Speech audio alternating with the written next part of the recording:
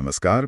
आज हम एक ऐसे शख्स की कहानी में उतर रहे हैं जिसका नाम दशकों तक बिहार की सियासत और कहना चाहिए अपराध की दुनिया में गूंजता रहा।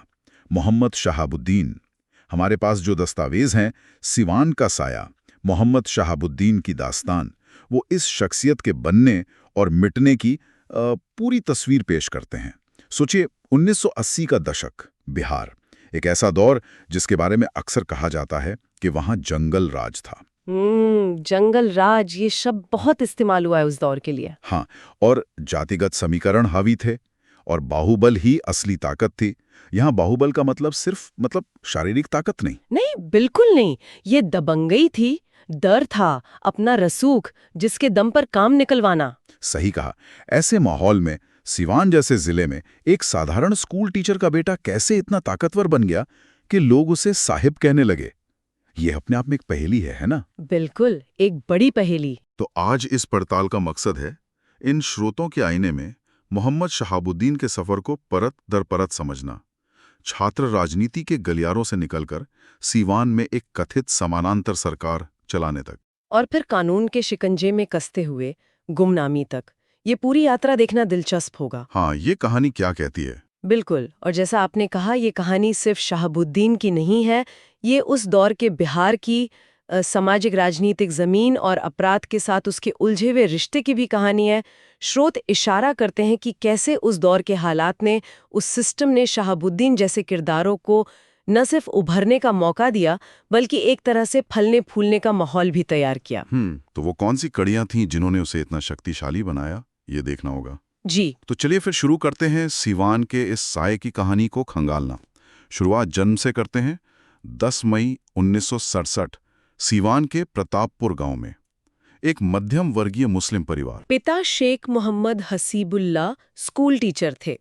कहते हैं घर में अनुशासन तो था। हाँ, लेकिन घर के बाहर का बिहार, खासकर 80 के दशक का बिहार, वो बिल्कुल अलग था। एकदम अलग। स्रोत बताते हैं कि शहाबुद्दीन बचपन से ही थोड़ा दबंग किस्म का था, दोस्तों में नेतागिरी करने वाला। अच्छा। कॉलेज पहुंचते पहुंचते उसकी पहचान एक ऐसे नौजवान की बन गई थी जो ना तो पूरी तरह शरीफ था, न ही पूरी तरह बिगड़ा हुआ, बस तेज तर्रार, थोड़ा बागी तेवर वाला लड़का। हाँ, और यहीं पर उस दौर की एक खास बात समझनी होगी। जैसा कि स्रोत बताते हैं, बिहार के कई इलाकों जैसे बेगूसराय, मुजफ्फरपुर और हाँ सिवान में भी छात्र राजनीति सिर्फ कॉलेजों तक सीमित नहीं थी। अच्छा। जी, ये ताकत और दबदबा बनाने का एक बड़ा जरिया बन चुकी थी।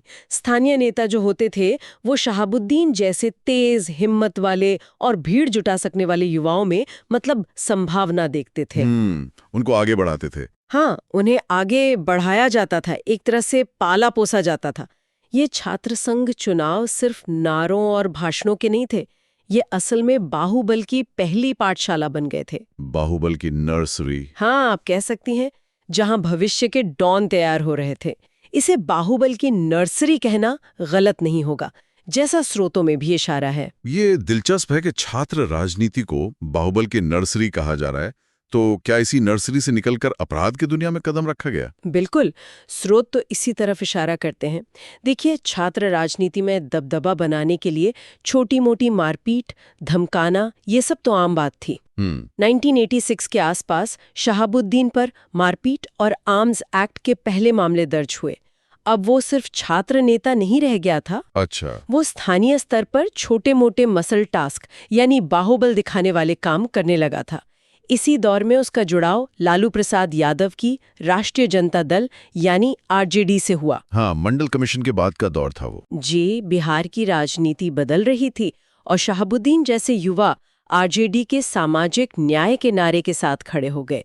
एक तरह से लालू के उभरते राजनीतिक तूफान के सिपाही बन गए। कहते हैं कि जब भी लालू यादव पर कोई राजनीतिक हमला होता तो सीवान से उठने वाली जवाबी लहर में शहाबुद्दीन का नाम जरूर होता था। हाँ, उसकी ताकत नजर आती थी। और इसी दौर में एक और नाम उभर रहा था, बिल्कुल विपरीत विचारधारा का। हाँ, चंद्रशेखर प्रसाद जेएनयू जवाहरलाल नेहरू विश्वविद्यालय के छात्र संघ के अध्यक्ष रह चुके थे। तेज तर्रार वामपंथी नेता। वो भी सिवान के ही थे? जी हाँ, वो भी सिवान के ही थे और वहां अपनी राजनीतिक जमीन तैयार कर रहे थे। दोनों युवा, दोनों महत्वाकांक्षी, लेकिन विचारधारा और रास्ते एकदम अलग। तो सिवान की धरती पर इन दो ताकतों का टकराव मतलब लगभग तय माना जा रहा था। एक तरफ बाहुबल और सत्ता का गठजोड़ उभर रहा था, दूसरी तरफ वैचारिक राजनीति की एक धारा। और ये टकराव आगे चलकर एक दुखद और निर्णायक मोड़ लेने वाला था। बिल्कुल। और फिर आया 90 का दशक, जिसने शहाबुद्दीन को सीवान की स्थानीय राजनीति से निकालकर बिहार और देश के पटल पर ला खड़ा किया। जी। 1990 में वो पहली बार निर्दलीय विधायक बना। माफ कीजिएगा, 1990 में विधायक बना, 1991 में नहीं। हाँ, पहले निर्दलीय, फिर जल्द ही आरजेडी में शामिल हो गया। और फिर 1996 में पहली बार लोकसभा का चुनाव जीता। अब सीवान पूरी तरह से उसका गढ़ बन चुका था, उसका किला। हाँ, उसका दबदबा सिर्फ राजनीतिक नहीं था, वो सामाजिक और प्रशासनिक तौर पर भी महसूस किया जाने लगा था। लेकिन 1997 में कुछ ऐसा हुआ जिसने सब कुछ बदल दिया। वही चंद्रशेखर जिसकी हमने बात की, जी, जो जेएनयू से लौटकर सीवान में राजनीति कर रहे थे, उनकी दिन दहाड़े गोली मारकर हत्या कर दी गई। उनके साथ एक और साथी नेता श्याम नारायण यादव भी मारे गए। और ये हत्या सीवान शहर के बीचों बीच हुई। बीचों बीच। ये सिर्फ एक हत्या नहीं थी, ये एक विस्फोट था। जैसा कि स्रोतों में दर्ज है, गवाहों ने सीधे तौर पर शहाबुद्दीन और उसके लोगों पर उंगली उठाई। सीधे तौर पर? हाँ। और क्योंकि चंद्रशेखर जेएनयू के पूर्व अध्यक्ष थे, इस हत्याकांड की गूंज दिल्ली तक पहुंची। जेएनयू में और देश भर में जोरदार विरोध प्रदर्शन हुए। हाँ। शहाबुद्दीन पर हत्या की साजिश रचने का आरोप लगा, एफआईआर दर्ज हुई। ये वो क्षण था जब शहाबुद्दीन का नाम सीवान की गलियों से निकलकर राष्ट्रीय अखबारों की सुर्खी बन गया। हाँ, अब वो लोकल बाहुबली नहीं रहा। बिल्कुल, अब वो सिर्फ एक स्थानीय बाहुबली नहीं था, बल्कि राष्ट्रीय स्तर पर अपराध और राजनीति के उस खतरनाक गठजोड़ का प्रतीक बन गया जिसकी चर्चा दिल्ली के गलियारों में होने लगी। ये केस आज भी भारत के राजनीतिक अपराध के इतिहास में एक काले अध्याय के तौर पर याद किया जाता है। इसने दिखाया कि बिहार का स्थानीय बाहुबल अब राष्ट्रीय राजनीति को भी सीधे तौर पर चुनौती दे सकता था या प्रभावित कर सकता था। लेकिन इस हत्याकांड के बाद भी शहाबुद्दीन का दबदबा कम नहीं हुआ, कहते हैं, और बढ़ गया। 1997 से 4 तक का दौर तो उसके राज का चरम माना जाता है। हाँ, ये विडंबना ही है। कानूनी शिकंजा कसने की कोशिशों के बावजूद उसका राजनीतिक और सामाजिक रसूख बढ़ता गया। मीडिया रिपोर्ट्स और स्थानीय किस्सों का अगर जिक्र करें, जैसा स्रोतों में मिलता है, तो कहा जाता है कि सीलान में उसकी मर्जी के बिना पत्ता भी नहीं हिलता था। सच में? हाँ, एक तरह की समानांतर सरकार चल रही थी। कहा जाता था कि कोई भी राजनीतिक दल उसकी इजाजत के बिना सीवान में बड़ी रैली नहीं कर सकता था। बाप रे। उसके प्रतापपुर वाले फार्म हाउस पर, जिसे लोग व्हाइट हाउस भी कहते थे, शाम ढलते ही लोगों का जमघट लगना शुरू हो जाता था, जो सुबह तक चलता था। दरबार लगता था पूरा। हाँ बिल्कुल, गाड़ियों की लंबी कतारें, अपनी समस्याएं या फरियाद लेकर आए लोग, ये नज़ारा किसी दरबार से कम नहीं था। और इस कथित दरबार के पीछे अपराध का साया भी लगातार मंडरा रहा था। बिल्कुल, आंकड़े चौंकाने वाले हैं। स्रोत बताते हैं कि 1990 से 2005 के बीच शहाबुद्दीन पर हत्या के प्रयास, अपहरण, जबरन वसूली जैसे कितने? 40 से ज्यादा। 40 से ज्यादा गंभीर आपराधिक मामले दर्ज हुए। जी हाँ, लिस्ट बहुत लंबी है, लेकिन कमाल देखिए, इसी दौरान वो लगातार लोकसभा चुनाव जीतता रहा। 1996, 1998, 1999, 2004 जीतता रहा। हाँ, सिवान में लोग उसे डर से या सम्मान से या शायद दोनों के मिले-जुले भाव से साहिब कहकर बुलाते थे। साहब? ये दिखाता है कि उसने किस तरह का माहौल बना रखा था, जहां कानून का डर कम और साहिब का खौफ ज्यादा था। इस दौर के कुछ खास मामले जिनका जिक्र अक्सर होता है और स्रोतों में भी है। कई हैं, लेकिन कुछ बहुत कुख्यात हुए, जैसे पत्रकार राजदेव रंजन की हत्या का मामला। हालांकि ये बाद में 2016 में हुआ, लेकिन तार शहाबुद्दीन से जोड़े गए। सिवान की एक शराब माफिया की हत्या का मामला, और सबसे दहलाने वाला मामला था 2004 का तेजाब कांड। हाँ, वो तेजाब कांड, बहुत सुना उसके बारे में। जिसमें 2 भाइयों गिरीश राज और सतीश राज को कथित तौर पर अगवा करके तेजाब से नहलाकर मार दिया गया था। क्या कसूर था उनका? उनका कसूर सिर्फ इतना था कि उनके बड़े भाई चंदा बाबू ने शहाबुद्दीन के खिलाफ गवाही देने की हिम्मत की थी।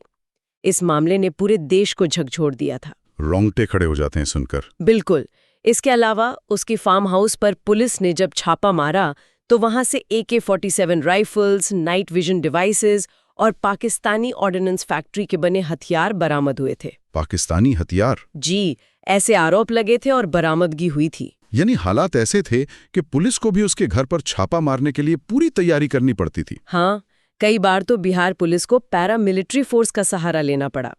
अपराध पत्रकार बताते हैं कि शहाबुद्दीन के खिलाफ गवाही देना मतलब सीधे सीधे मौत को दावत देना था। गवाहों का क्या होता था?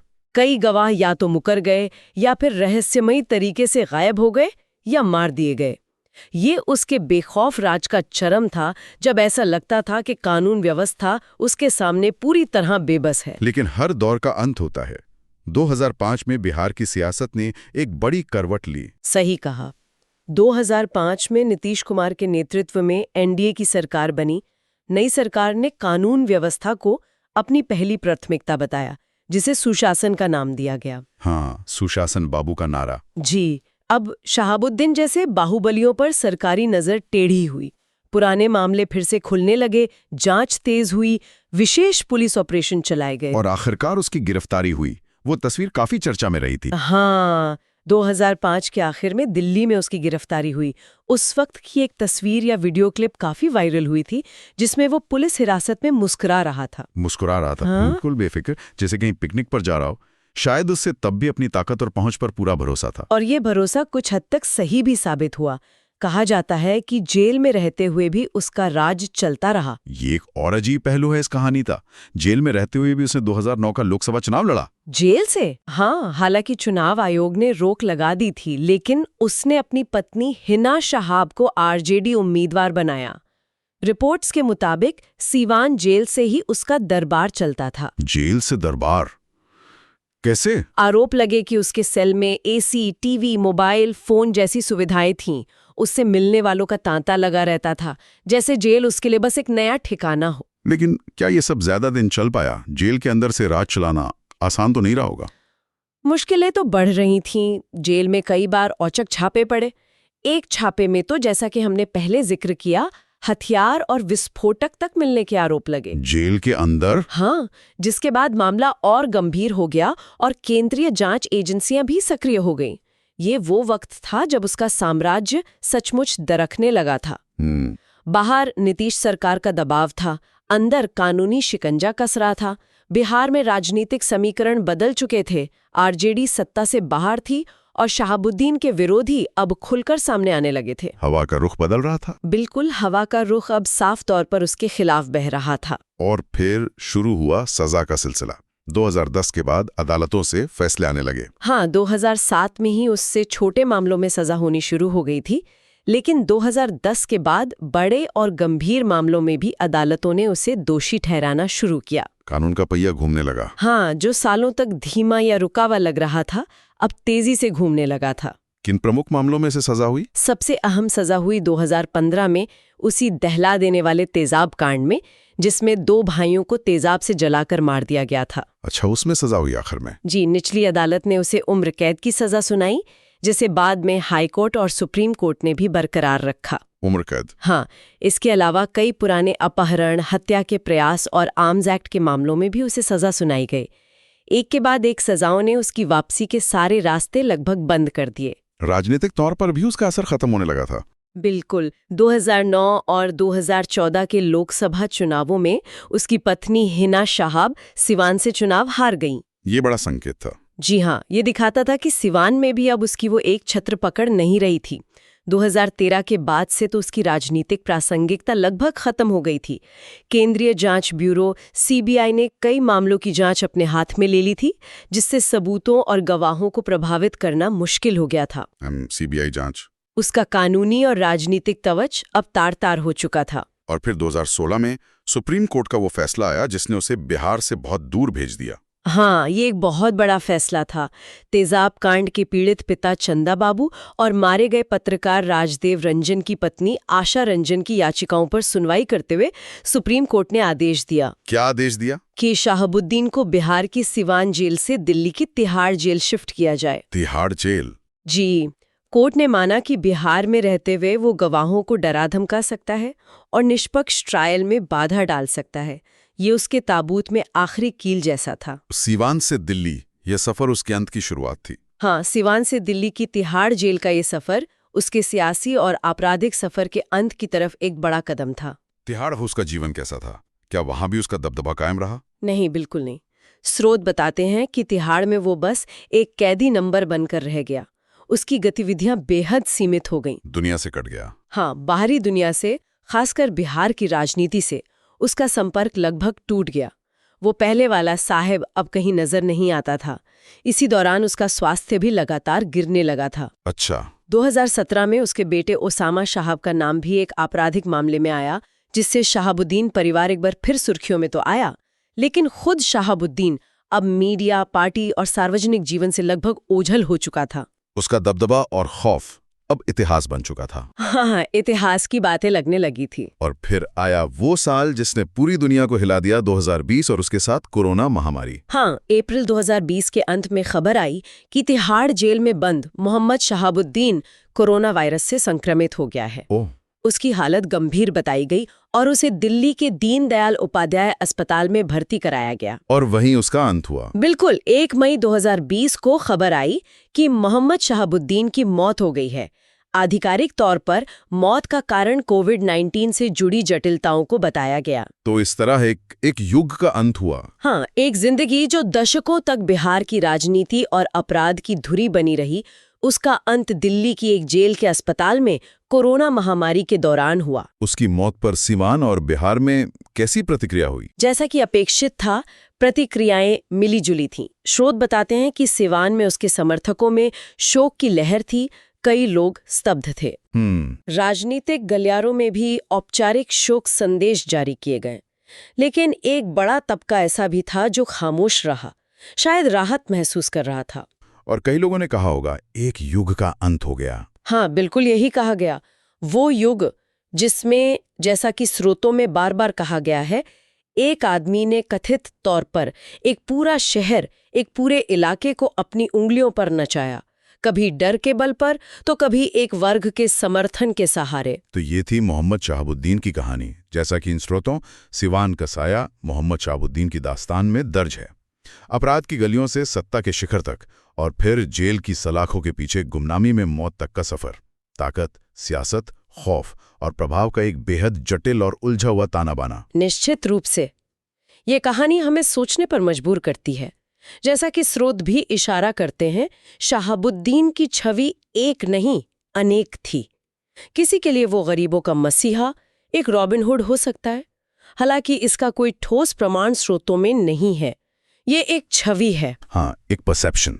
जी, किसी के लिए वो एक खूंखार अपराधी और हत्यारा था, किसी के लिए वो एक बाहुबली नेता था, तो किसी के लिए सिर्फ खौफ का दूसरा नाम। ये निर्भर करता है कि आप किससे पूछ रहे हैं। लेकिन एक बात निर्विवाद है, बिहार की राजनीति और अपराध के इतिहास में मोहम्मद शहाबुद्दीन ने एक ऐसा अध्याय लिखा है जो भले ही कितना भी विवादास्पद क्यों ना हो, उसे नजरअंदाज नहीं किया जा सकता। और इस पूरी कहानी को जानने के बाद एक सवाल मेरे मन में घूम रहा है, जिस पर शायद हम सबको सोचने की जरूरत है। क्या सवाल? सवाल ये कि आखिर वो कौन सी सामाजिक, राजनीतिक या आर्थिक परिस्थितियां होती हैं जो किसी एक व्यक्ति को इतना शक्तिशाली बना देती हैं कि वो स्थापित व्यवस्था का हिस्सा होते हुए भी उसी व्यवस्था के समानांतर अपनी एक अलग सत्ता खड़ी कर लेता है।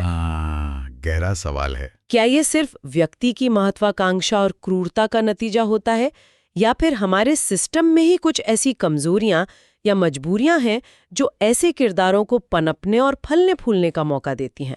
ये वाकई एक गहरा सवाल है। शायद इसका जवाब किसी एक कारक में नहीं, बल्कि कई चीजों के जटिल मिश्रण में छिपा है। कमजोर कानून व्यवस्था, जातिगत समीकरण, राजनीतिक संरक्षण, आर्थिक पिछड़ापन, और शायद समाज की स्वीकार्यता भी। हाँ, और शायद समाज के एक हिस्से की ऐसी सत्ता के प्रति स्वीकार्यता भी। शहाबुद्दीन की कहानी सिर्फ एक व्यक्ति की कहानी नहीं, बल्कि उस सिस्टम पर भी एक टिप्पणी है जिसने उसे पैदा किया। बिल्कुल। इसी सवाल के साथ हम आज की ये चर्चा यहीं समाप्त करते हैं। उम्मीद है श्रोताओं को मोहम्मद शहाबुद्दीन के जीवन के विभिन्न पहलुओं को समझने में मदद मिली होगी, जैसा कि हमारे स्रोतों में बताया गया है। जी, अगली बार फिर मिलेंगे एक नई कहानी, एक नई पड़ताल के साथ।